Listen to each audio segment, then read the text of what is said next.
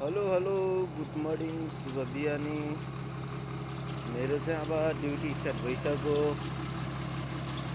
है। सबजना सन्चै आरामै हुनुहुन्छ भन्ने आशा राखेको छु। यो चाहिँ हाम्रो बुम हो। यो चाहिँ प्लेटको अप डाउन गर्ने हो। त्यसै गरी देख्न सक्नुहुन्छ यो गियर मैले ब्याक गरेँ, पछाडि आयो गाडी, फेरि मैले यसलाई अगाडि गरेँ, फेरि अगाडि गरेँ, गाडी अगाडि गयो। यस्तै छ।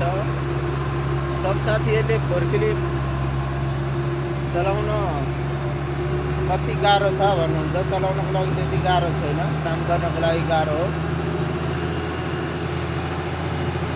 यस्तै सामानहरू उठाउनुपर्छ।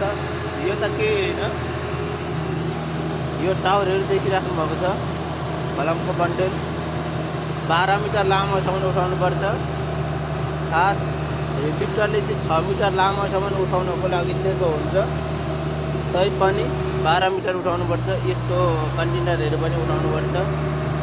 यो बक्सहरू सबै मैले सेट गरेर राखेको हिजो अस्ति। यसमा सब टावरको हार्डवेयरको सामान छ। त्यसै गरी देख्न सक्नुहुन्छ यसलाई भन्छ स्पेसर, जुन एक फेसमा 12 पिस तार जान्छ। त्यो 12 पिस तारलाई चाहिँ यसले कभर गरेर राख्छ। यो ग्लास इन्सुलेटर यो सबै सिसाको हो। यो त सिङ्गल छ, सिङ्गल छोटो छ। अर्को लामोवाला यता छ ठुलो। यस्तो चाहिँ हामीले लोड गर्नुपर्छ। यो पनि इन्सुलेटर हो, यसलाई भन्छ नर्मल लङ इन्सुलेटर। त्यसै गरेर देख्न सक्नुहुन्छ यस्तो तारहरू हुन्छ।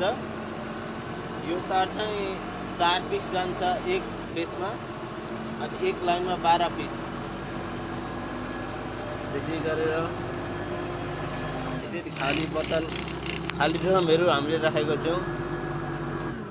अब म यो बक्सहरू फुटेको छ, यो बक्सलाई चाहिँ मर्मत गर्ने अरे।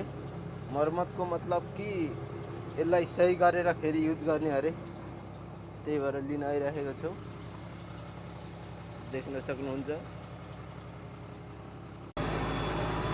हजुर, देख्न सक्नुहुनेछ यो चाहिँ 12 मिटर लेग हो। त्यत्रो 12 मिटरको लेग हामीले उठाउनुपर्छ।